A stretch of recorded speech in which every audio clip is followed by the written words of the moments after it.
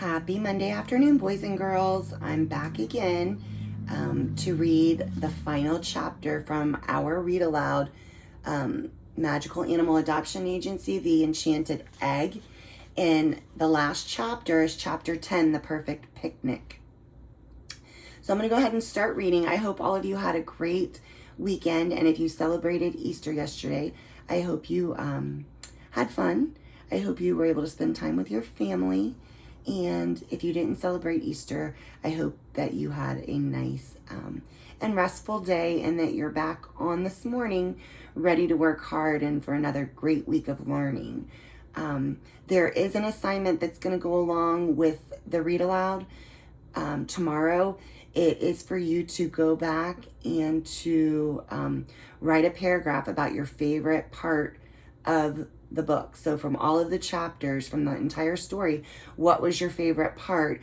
And I want you to remember to use examples and details that show or support your opinion. So make sure that you include those key events. If it had to do with, the beginning, and I can go back and tell you that chapter 1 was the egg. Chapter 2 was Mr. Jams's journey. Chapter 3 was a colorful cracking. Chapter 4, a giant request. Chapter 5, Coco's cold. Chapter 6, Dippity and the disasters. Chapter 7, Tansy's tantrum. Chapter 8, Clover's magic. Chapter 9, Scents, Not Spells. And then Chapter 10 is The Perfect Picnic. So I just want a 5-sentence complete paragraph using capital letters and correct punctuation and just sharing with me what your favorite part of this read aloud was. And that's for tomorrow. It's under writing. And then on Wednesday, we're going to start our brand new read aloud, which is the 3rd book. And the 3rd book is actually called Oliver the Expert. I'm sorry, that's not the title, that's the chapter. The title of the book is The Missing Magic. And the chapter we're going to read on Wednesday is Oliver the Expert. So on Tuesday, I won't be reading to you. It's for you to do your favorite part of the Enchanted Egg. And then on Wednesday, I will read chapter 1 of the new book. Thursday, I will read chapter 2. And then Friday, you will have an assignment where you can illustrate your favorite part. And if you don't want to illustrate your favorite part of the new read aloud from chapters 1 and 2, then you can upload a video file just telling me, like we do in class, what your favorite part was and why. So just make sure that you support your opinion with those details and examples from the story. So let's go ahead and get started. Find a comfy space. Just focus in on my voice. Imagine that you are with Clover and just visualize and picture these things in your mind as I read aloud to you this afternoon. Clover watched through the window in the front room as Monsieur Puff floated up Dragon's Tail Lane. Sunbeams streamed through his body. Beside him trotted Coco. On her back, she balanced a large wicker basket. Clover scooped up the puppy and opened the door, greeting Monsieur Puff as he came up the path. "Clover," exclaimed Monsieur Puff, "just the person I wanted to see. What can I help you with? Is there a problem with Coco?" "Nothing. No, you have already helped me enough. You provided me with the most, how shall I say, divine of pets. Why, it has only been 2 days, and already I can't imagine what I would do without her." Monsieur Puff rubbed Coco's nose, and the unicorn swished her tail proudly. "With Coco's help, I have been able to make 3 times as many deliveries, and never does the basket tip or wobble. She trots as though she were floating. Why, I never imagined a pet would be such a sunny side up experience. I wanted to thank you with some cupcakes." He began to unfasten the wicker basket from Coco's back. "I've never gotten a thank you gift before," Clover answered. Amazed, before she could say more, the puppy squirmed in her arms. So there you see Monsieur Puff and Coco.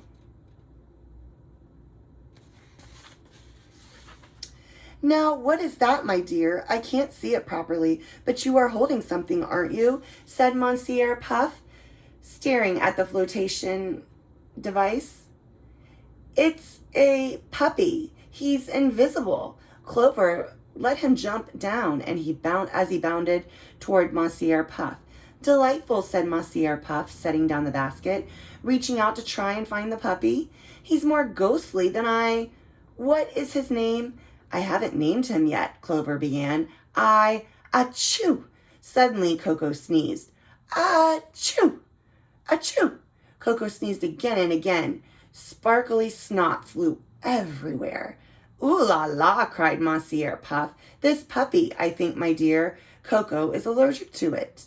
Oh, cried Clover. Suddenly it all made sense. Coco never did eat any sugar beet biscuits. She must have been allergic to the invisible puppy. Monsieur Puff twirled his wispy mustache. Perhaps she has an animal allergy and a food one. Different allergies often have similar symptoms. That must be it, said Clover agreeably. I was sure to be careful about the biscuits. Well, I'd better put the puppy inside then. Oh no, no need to fuss. I have to tie up Coco anyway. Monsieur Puff led Coco far away from the puppy, looping her rope around the gate. Clover was trying to shoo the puppy away from his basket when Monsieur Puff returned. Coco has stopped sneezing, he announced. That's good, said Clover. It's too bad she's allergic to the... Puppy, cried a little voice. It was Lulu. She was holding her glasses in her hand. The puppy suddenly lost interest in Monsieur Puff's basket and flew up into Lulu's arms. Oh, Lulu, said Leonard with his usual sigh, but then he caught sight of the floating ribbon. It's a puppy, Clover explained, an invisible one. I think you have a few more pets than just Hickory at your home, Mr. Hugh. Leonard was speechless. Lulu provided him with some brief exchange of glances and then pointed to his pocket. Oh, Lulu insisted I bring you this while it's still fresh. Leonard handed the bottle to Clover absent-mindedly, still staring at the floating ribbon in his daughter's arms. Colors swirled inside the bottle, so rich and vibrant, they looked like they might burst through the glass. They were so beautiful and mesmerizing, it was hard to look away. What is it? Clover murmured. It is a bottled rainbow, said Monsieur Puff. I haven't ever seen one, but I've heard of them. I wish I could create icing in such shades. She's earned it, said Leonard, turning his attention back to Clover. Marigold said you could come by the house. You sure take your job seriously. Clover blushed. Thank you, and I'm sorry about Marigold's umbrella. I'm afraid I lost... Boom, boom, boom. The ground began to tremble. The puppy is scared, said Lulu, hugging the invisible creature close. He thinks it's thunder, Clover explained, but it's okay. I know that sound. It's not thunder, it's... Giants, exclaimed Monsieur Puff. Why, this party is growing bigger and bigger by the minute. Lulu giggled. Prudence and Humphrey strode out of the woods wearing the largest rain hats and gumboots Clover had ever seen. Stepping over the gate, they stopped, and Prudence pointed to Clover. See, she said, taking off her rain hat and sending a shower of raindrops upon Clover and Monsieur Puff. I told you she could take care of herself. I thought it was I who told you, my dearest Diamond, mine, said Humphrey gently. But you were the one who insisted we check on her, said Prudence, even though I still have a headache. There, my rose garden. I thought some fresh air would do you good. But you are right. It was a terrible storm. He looked down at Clover. Usually we aren't affected by them at all, being up so high, but this time our beanstalk was trembling. I just can't imagine what it must have been like down there for you, said Prudence, being such a tiny, unmagical thing. Yes, are you okay, Clover? Asked Humphrey. Clover smiled. She didn't feel bad being called tiny or unmagical. She felt cared for. I'm fine, Prudence, shouted Clover. That's really nice of you, though. And who might these be? asked Prudence, gesturing to the leprechauns and the ghost. The gust of the wind from her hand whisked the ghost backward. And here's the picture of They were talking about the rainbow being bottled. So there's that little picture of that. And then over here, you see him getting blown backward. Monsieur Puff, that is. He straightened himself up and smoothed down his mustache. This is Lulu and her father Littered, and this is Monsieur Puff. Monsieur Puff, the renowned baker? Ooh, said Monsieur Puff. I didn't realize giants had heard of me. Yes, well, we haven't tasted any of your goods, but I read an article about you in this summer's magical living magazine. I would be delighted to offer you a taste. Why don't you join us for a picnic? Asked Monsieur Puff. I have plenty of cupcakes. Prudence wrinkled her giant brow. I don't know. We have to get back to our beanstalk. We have nothing to guard our treasure. As you know, Clover, I suppose no suitable pet has come in. Oh, are you looking for a giraffe? Or a griffin? Asked Leonard. They often guard treasure at the end of rainbows. Dear me, no, replied Prudence. They are much too clawy and beaky for me, and those giraffes have terribly long necks. We are looking for a sweet, soft guard animal, gentle like us, but protective, of course. Lulu shuffled over to Clover and whispered something in her ear. Clover nodded with a big smile. Actually, I think we do just have the pet for you. He's not ready for adoption yet and still needs to be trained, but Lulu has offered to help with that. Really? Prudence and Humphrey looked dumbfounded. Where is he? What is he? Clover pointed to the floating ribbon in Lulu's arms. This is a winged puppy. He would be the perfect guard animal when he is bigger and with the right training. He is invisible, so thieves wouldn't see him. A puppy? Oh, how precious, cried Prudence. How perfect. Yes, he would be. You can't adopt him yet. He is still a puppy and needs to grow bigger. But that shouldn't take long, and he'll get braver too with age. Lulu nodded and Clover continued. But you can visit and get to know him as he grows, and he can get to know you too. Well, that does sound perfect, doesn't it, my sweet shop? Said Humphrey. I've always adored puppies, cooed Prudence, stooping down to pat the puppy with one finger. Oh my, she laughed. I think he just licked me.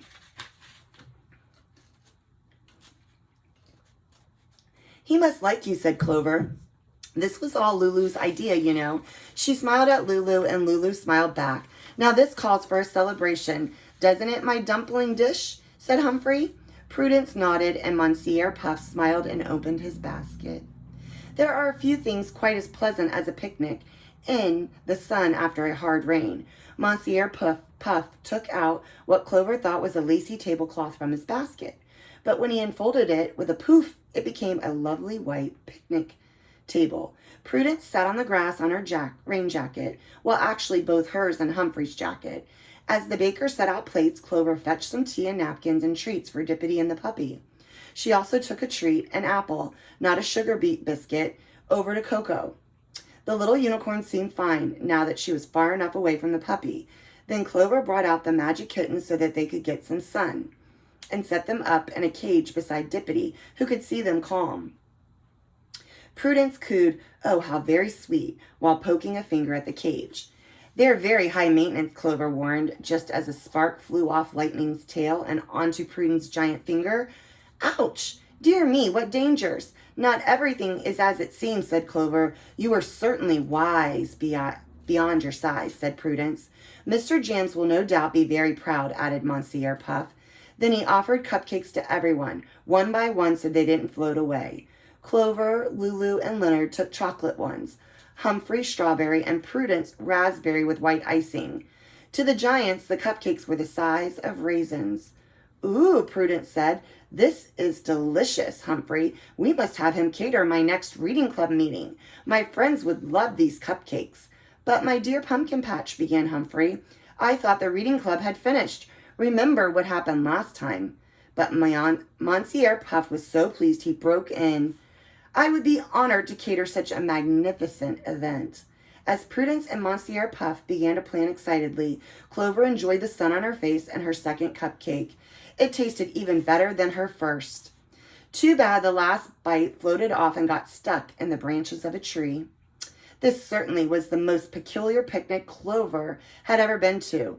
Two giants sat beside two leprechauns on a weedy front lawn, with a ghost hovering in front of them. The strangest guest of all was Gump, who they had brought over to the picnic table, and who currently had a very funny look on his face. Lulu leaned over. "It's the puppy. He's licking the gnome's mustache," Clover giggled. No matter how strange, the picnic felt perfect, and suddenly she knew the perfect name for the puppy, too. When Picnic fell asleep on Lulu's lap, Clover carried him in. So she named the puppy Picnic. He was so soft and tiny, she quickly set him in the bed in the small animal's room. She chose a cage that had enough room for Picnic to stretch his wings and that was far away from the magic kittens. Then she lined it with some blankets and the fresh feathers Cedric had delivered. She had just laid the little puppy in when she heard a familiar voice echoing in from outside. "Great gobs of magic! What a surprise to find you all here."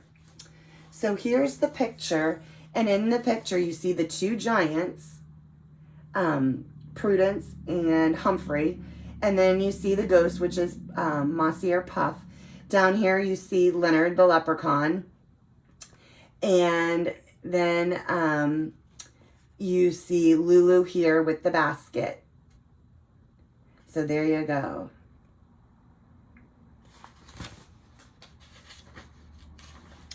It was Mr. Jams. He was back and he sounded jolly. Clover hurried out of the room to meet him, but instead she nearly collided with someone she had never seen before. He was around her cage and height, with brown hair that reminded Clover of a bird's nest, and serious-looking, brown eyes. His complexion was pale, made paler by his dark blue wizard robes, which fell to his feet. There were golden eggs embroidered all over them. The robes were slightly damp, and so was his hair, as though he had been caught in the storm. He was lugging an enormous suitcase that seemed as though it were filled with stones. He pushed his glasses up his nose. "I'm looking for Clover, the one who keeps the agency running smoothly. Mr. Jam says I should ask her to show me where the egg is." Clover smiled. "I'm Clover. Who are you?" The boy looked up at her and down, and then said in a surprised voice, "My name is Oliver Von Hoof. I am a magical animal expert." Clover's mouth dropped open. This was the magical animal expert? She had expected an ancient man with glasses and a beard that fell to his knees, or at least someone as old as Mr. Jams. After all, the expert had written 3 volumes in the Magical Animal Encyclopedia. But Oliver Van Hoof was no older than she was. "You're just a boy," she said aloud. "And you're just a girl," said Oliver. Clover was about to retort that she was a volunteer, which was much different from an expert, and ask how a boy could be an expert in anything, but she stopped herself. If there was one thing she knew now, it was that you needed to look with your heart rather than your eyes. So there's a picture of the two of them.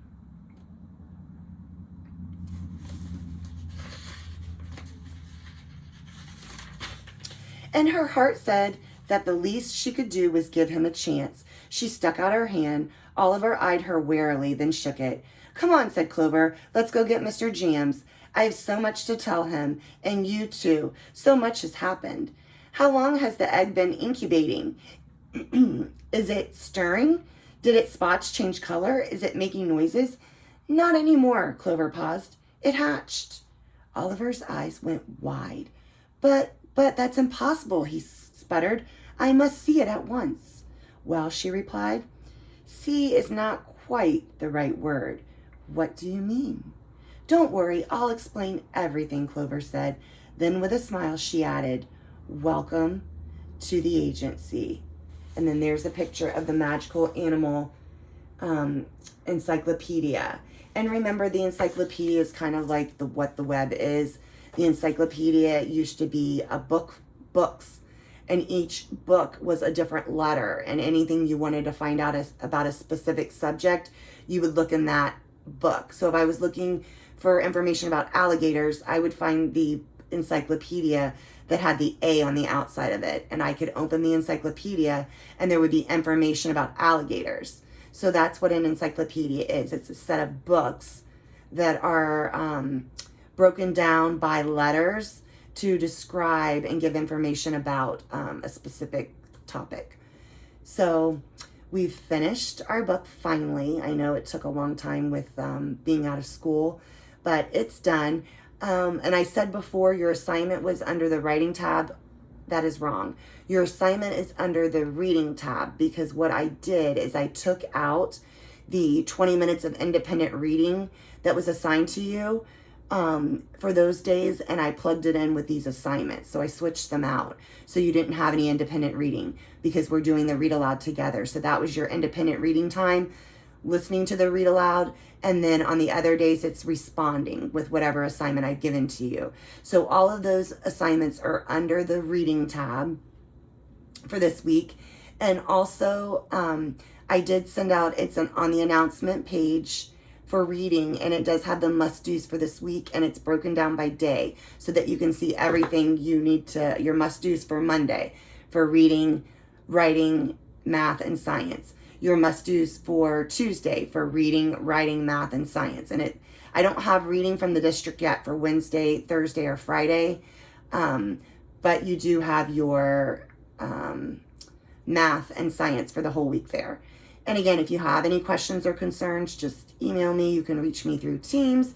You can email me through school email or through Canvas. So I hope you have a great rest of your Monday, and I will see you again on Wednesday for our brand new book. Let me grab it real quick,